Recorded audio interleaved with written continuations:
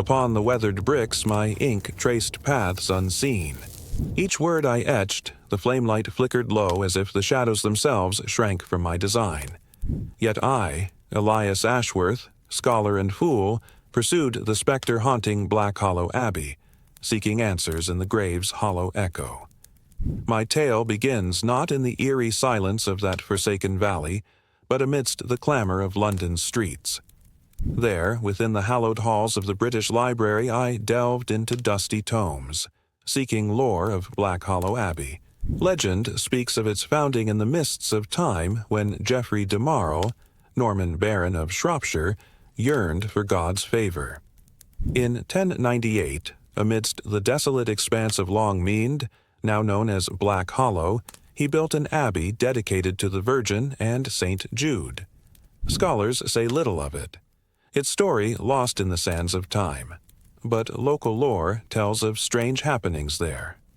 My first clue to unraveling the abbey's secrets came from a single parchment. Its Latin script faded by countless years. It told of plagues that stalked the land, striking fear into the hearts of villagers who saw monks without faces wandering at night, whispering prayers that bled the ears. Then those prayers became reality.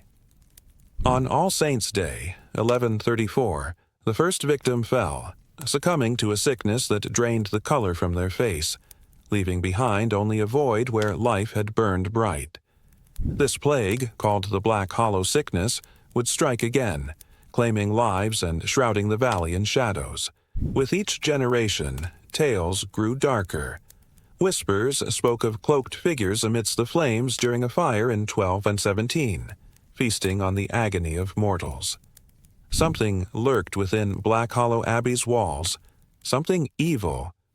By 1217, things grew so dire that the Bishop of Hereford dispatched a team to investigate. Their report hinted at a horrifying truth, that the abbey was tainted, its rituals unholy, its monks, or what remained of them, shades moving through the world of the living.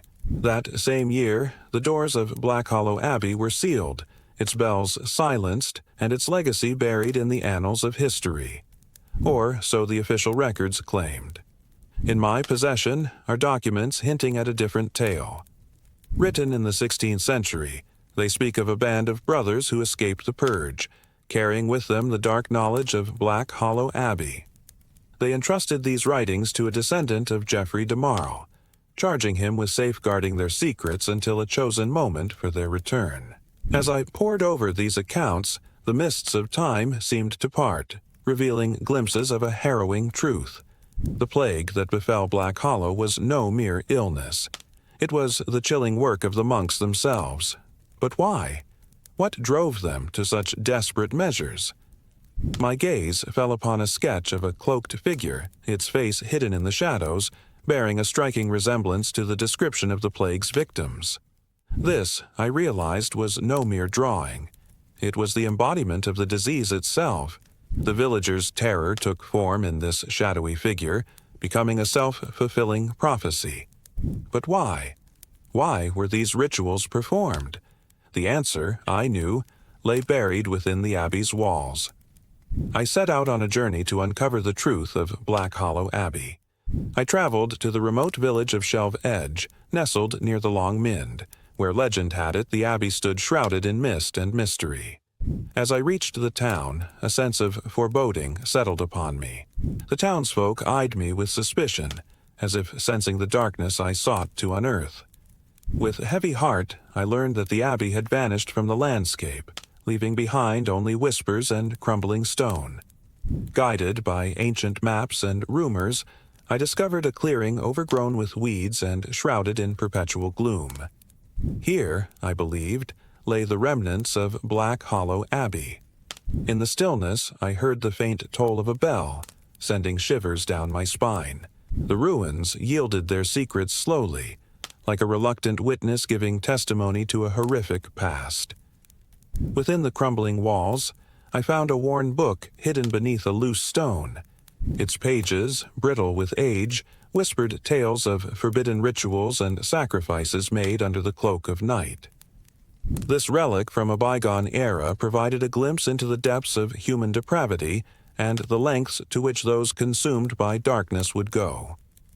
As I continued my exploration, my gaze fell upon a tarnished silver chalice, its surface bearing arcane symbols that hinted at the abbey's sinister practices.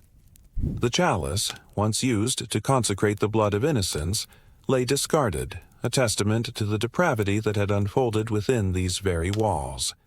I also stumbled upon a collection of bones, their origin too ghastly to contemplate. The bones whispered stories of torment and sacrifice, their presence a chilling reminder of the abbey's dark purpose. Amidst the ruins, I encountered an old woman, her eyes filled with wisdom and sorrow. She spoke of the abbey's legacy of pain and the villagers' struggle to break free from its clutches. Her words painted a haunting picture of a community trapped between faith and fear. The woman revealed the location of a hidden chamber beneath the ruins, accessible only through a secret passageway disguised as a crumbling archway. Curiosity and determination drove me to seek out this subterranean lair. Using my lantern, I ventured into the darkness, the musty air thick with the stench of decay. The passage twisted and turned, leading me deeper into the bowels of the earth. At last, I reached a chamber illuminated by an eerie green glow emanating from strange runes carved into the walls. In the center stood a monolithic altar crafted from black marble. Its surface bore cryptic symbols that seemed to writhe and twist before my eyes. Suddenly, the ground trembled beneath my feet. Emerging from the shadows, a cloaked figure raised a blood-soaked dagger, its eyes burning with an otherworldly light. I recognized this being as the embodiment of the plague, the living manifestation of Black Hollow Abbey's darkest secrets. Yet, as the creature lunged, I noticed a glint of familiarity in its eyes. It was the antiquarian, his face contorted in a mask of madness. He explained that he had stumbled upon the Abbey's secrets, unleashing this horror into the world. Now he offered me a choice, to join him in eternal damnation or perish with the rest of humanity. Torn between the allure of forbidden knowledge and the call of duty, I knew I had to stop the antiquarian and seal away the evil he had unleashed. With newfound resolve, I confronted him, our battle shaking the very foundations of the Abbey. As the struggle raged, the ground split open, revealing a gaping abyss. The creature, weakened by our combined strength, retreated into the shadows, vowing revenge. The antiquarian, consumed by darkness, perished along with the Abbey, his final scream echoing through the ages. I emerged from the ruins, forever changed by what I had witnessed. But the threat of the plague, the embodiment of Black Hollow Abbey's curse, still lingered. Knowing I couldn't risk its return, I sought to destroy it. Deep within the recesses of the earth, I tracked the creature back to its lair, where I confronted it one last time. Our battle shook the very core of the Abbey, but I prevailed, banishing the plague back into the abyss from which it came. With the immediate danger past, I returned to the world above, haunted by the echoes of Black Hollow Abbey. Though the physical structure may be gone, the scars it left upon the land and its people remain. I share this tale not to glorify the horrors that unfolded, but to serve as a warning to those who seek forbidden knowledge. For within the shadows of Black Hollow Abbey, darkness thrives, waiting to consume all who dare disturb its slumber.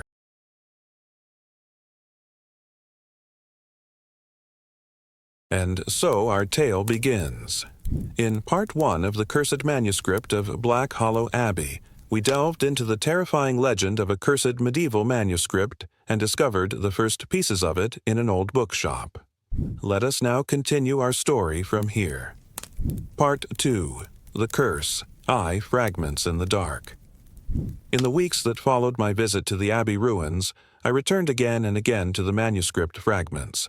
I began to notice words that earlier had escaped me, syllables that seemed to bloom into comprehension when read by candlelight at midnight, yet vanish under the scrutiny of day. One passage, long blurred, now appeared with dreadful clarity. The letters are not mere symbols. They are vessels. He moves within them as blood moves in the veins.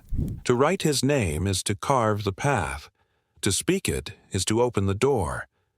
The phrase haunted me. I could not rid myself of it. When I closed my eyes, I saw letters floating, black against the void. When I dreamed, they arranged themselves into shapes, into faces that leaned close to whisper in tongues I should not understand. Yet somehow did. It was then I resolved to search for more. 2. The hidden leaves. Local rumor spoke of a hidden reliquary buried beneath the abbey altar. With spade and lantern I returned, trespassing in the dead of night. The altar had long since crumbled, its stones tumbled. Beneath the rubble I found a cavity, sealed with lime. With much labor I broke through, and within lay a leaden box, corroded but intact. Inside were 6 leaves of vellum, darker than the fragments I possessed, their ink still pungent, as if written yesterday. Across their surface the hand was frantic, the lines jagged. One bore only a repeated phrase, non leger, non leger, non leger. Do not read. Another showed a throne of stone upon which sat a figure with no face, only a shroud of letters drifting like smoke. The final leaf bore what appeared to be a litany. We write, and he awakens. We speak, and he listens. We erase, and he is angered. Beware the silence, for in silence he waits. I tell myself now I should have destroyed those leaves. Yet in truth I could not. They bound me with a fascination beyond reason. E'en 3. The scholar's decline. My colleagues noticed my change. I withdrew from society speaking little, my nights consumed by transcription. By day I copied each word with obsessive care. By night I dreamt of the abbey, whole and gleaming, its bells ringing. The villagers whispered of me.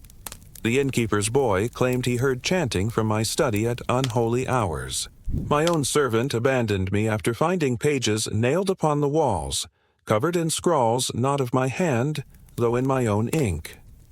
I began to lose time. Hours passed unremembered, during which I found new phrases written in the margins, phrases that seemed to continue the fragments though I had no memory of composing them. Worst of all, I began to hear the bell again, at first faint as though carried by wind, then nearer until it tolled within the walls of my very chamber. Ur, the valley revisited. Compelled beyond reason, I returned to the abbey in late November. Snow lay upon the ground, yet the valley was warm, its mist rising as from a wound. I found myself drawn to the crypt once more. There, upon the wall, new letters had appeared, letters shining faintly as if etched by fire. They spelled my name. I fled, but in my haste I stumbled upon a stair I had not seen before, descending deeper than the crypt. By lantern's light I beheld a chamber circular and vast, its floor carved with runes, its walls lined with niches wherein lay bones clothed still in the tatters of monastic garb. At the chamber's center stood a throne of stone, black as obsidian. Upon its surface words crawled, forming and reforming like worms in loam. No figure sat upon it, yet I felt watched. V. The Shadow Ceremony. Among the new leaves was a final instruction. Though my reason screamed against it, I read. It spoke of a ceremony of shadows, whereby the monks sought not to worship but to become vessels of that which dwelled within letters. The ritual was simple. Gather the fragments, place them upon the throne, and speak the words thrice. I cannot say whether I performed it in dream or in waking. I remember only that I stood in the chamber, the leaves before me, my voice trembling as I whispered the invocation. The candles guttered. The air thickened. The letters upon the throne rose, swirling, forming a shape vast and indistinct. Eyes without pupils opened in the darkness. Then came a voice, not heard but written in the air before me, letters blazing, "You have written me. You have named me. You are mine." I recall no more. Sorry, the aftermath. When I awoke, I was in my chamber at the inn, the fragments scattered about me. My lantern was burned to its base. My hands were stained with ink, though no ink pot lay nearby. Upon the wall was written in letters as tall as a man, "Erase me, if you can." I tried to burn the fragments. The fire sputtered and died, though the hearth was well laid. I tried to tear them. The vellum resisted as if of iron. Desperate, I buried them deep within the ruins, sealing the crypt as best I could. Yet even now, the tolling follows me. At midnight the bell rings, though no tower stands. At dawn, I find new words upon my pages, written in a hand not my own. Yorvi. Epilogue. The erasure. Historians ask why no record of Black Hollow Abbey remains. I now know. The church did not merely suppress it. They feared the contagion of the word itself. To speak its name is to summon memory, and memory is the first step of return. Therefore, they erased.